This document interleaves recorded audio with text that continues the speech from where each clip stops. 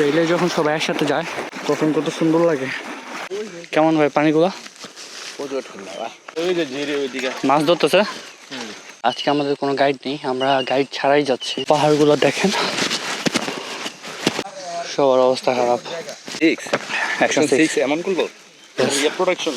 বান্দরবনের কিছু পথ শুধু পাহাড়ের দিকে নিয়ে যায় না, নিয়ে যায় নিজের ভেতরের এক অজানা জায়গায়।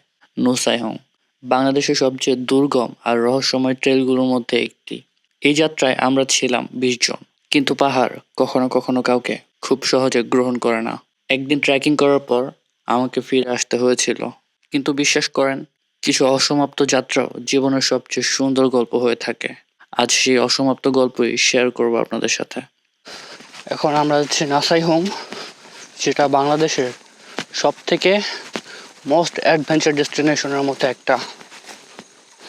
লুক এট দিস, আমাদের কতটা দুঃসাহসিক পথ পাড়ি দিয়ে যেতে হচ্ছে। অ্যান্ড সব থেকে দুঃসাহসিক ব্যাপার হলো আজকে আমাদের কোনো গাইড নেই, আমরা গাইড ছাড়াই যাচ্ছি। And we don't know where we are going. This is our trail. পাহাড়গুলো দেখেন,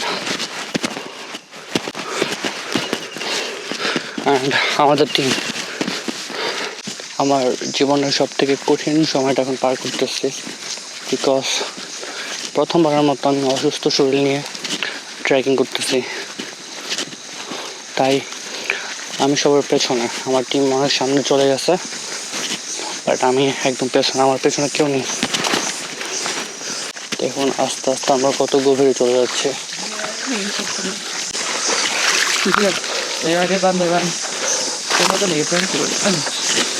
জঙ্গলে আমরা যেখান থেকে পানি সংগ্রহ করি সেই জায়গাটা দেখা আপনাদের।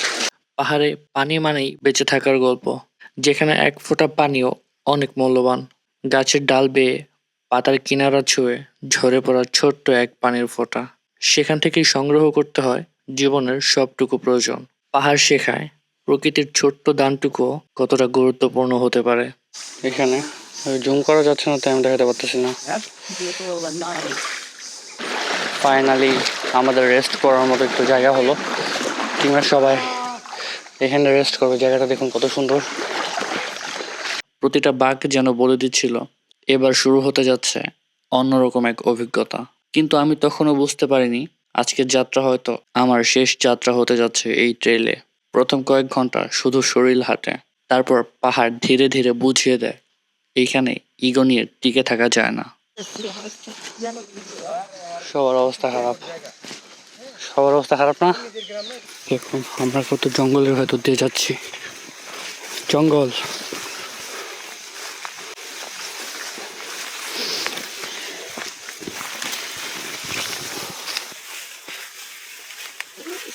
বের হয়ে গেছি। ঝিরিপথের এই শব্দগুলো শহরে ফিরে গেলে সবচেয়ে বেশি মিস করব। ঠান্ডা পানি, পাথরের রাস্তা, আর চারপাশে নিস্তব্ধ জঙ্গল। এই দিকটা অন্ধকার এবং এই দিকটা ব্রাইট, সূর্য এইদিকে। দেখতে পাচ্ছেন আমার ব্যাগটা কত ভারী। আমরা যখন পাহাড়ে ট্রেকিং করি আমাদের এমন ভারী ব্যাকপ্যাক নিয়েই ট্রেকিং করতে হয়। আমার কাছে দুটা ব্যাগ, একটা সামনে জাস্ট ক্যামেরা রাখার জন্য অ্যান্ড কিছু শুকনো খাবার রাখার জন্য, আরেকটা পেছনে। দেখতে পাচ্ছেন এটা হেভি জিনিসপত্র রাখার জন্য, যেমন আমাদের এক্সট্রা ক্লোথ, স্লিপিং ব্যাগ এবং অন্যান্য যত ট্রাভেল ইকুইপমেন্ট আছে যেগুলো আমাদের রাতের বেলা প্রয়োজন হয় সেগুলো রাখার জন্য। কেন আমরা বারবার পাহাড়ে আসি এত জায়গা থাকতে? বিকজ এটা এমন একটা জায়গা যেখানে আপনি প্রকৃতির সাথে মিশে যেতে পারবেন। কংক্রিটের শহর ছেড়ে আপনি যদি সত্যিকার অর্থে প্রকৃতিপ্রেমী হয়ে থাকেন এবং প্রকৃতির সাথে মিশে যাওয়ার আপনার যদি ইচ্ছা থাকে, then you have to come to the mountain. একটা মজার জিনিস দেখুন, ট্রেইলে যখন সবাই একসাথে যায় তখন কত জোশ লাগে সবাইকে।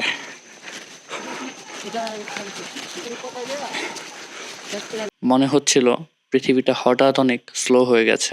এখানে নেটওয়ার্ক নেই, কিন্তু প্রকৃতির সাথে কানেকশনটা ছিল সবচেয়ে স্ট্রং। চারপাশ এতটাই নীরব ছিল, নিজের নিঃশ্বাসের শব্দ আলাদা করে শুনতে পাচ্ছিলাম। একটা সময় পরে শরীর আর সাপোর্ট দিতে চায় না। প্রতিটা আপ হিল মনে হচ্ছিল যুদ্ধ। তবুও থামতে ইচ্ছে করছিল না, আবার সামনে যেতেও ইচ্ছে করছিল না। কারণ পাহাড়ের একটা অদ্ভুত ক্ষমতা আছে, তোমাকে ভাঙতেও পারে, আবার নতুন করে গড়তেও পারে। আমি বুঝতে পারছিলাম আমার শরীর আর আমার সাথে নেই। ও, এখানে নৌকা আছে,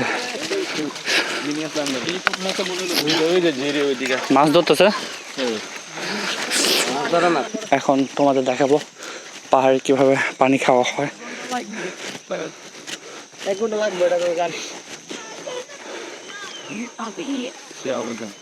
পুরো পরিষ্কার পানি।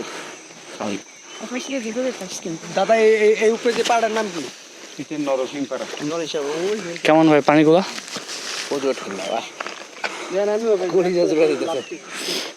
এখানকার পানি সরাসরি খান? হ্যাঁ, এই ঝিরি থেকে না পানি। খুবই শীতল। আমি একটু খাবো, আপনার শেষ হলে। ধন্যবাদ আপনাকে। মজা। ডিজে 6 Action 6 এমন করবো প্রোডাকশন হ্যাঁ, প্রোডাকশন কি উপরের ইয়াটা উপরে এই নাই, এমনি প্রোটেক্টেড। পাহাড়ে একটা ভুল সিদ্ধান্তে অনেক বড় সমস্যা হয়ে যেতে পারে, তাই হাজার ইচ্ছা থাকলেও মনের বিরুদ্ধে আমাকে ফিরে আসার সিদ্ধান্ত নিতে হয়েছে।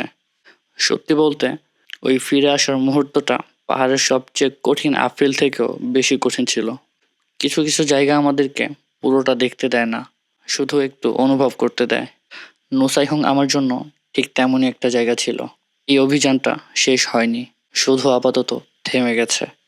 হয়তো কোনো একদিন আবার ফিরে আসব এই পাহাড়ের কাছে অসমাপ্ত গল্পগুলো শেষ করতে। সে পর্যন্ত সাবস্ক্রাইব করে আমার সাথেই থাকুন।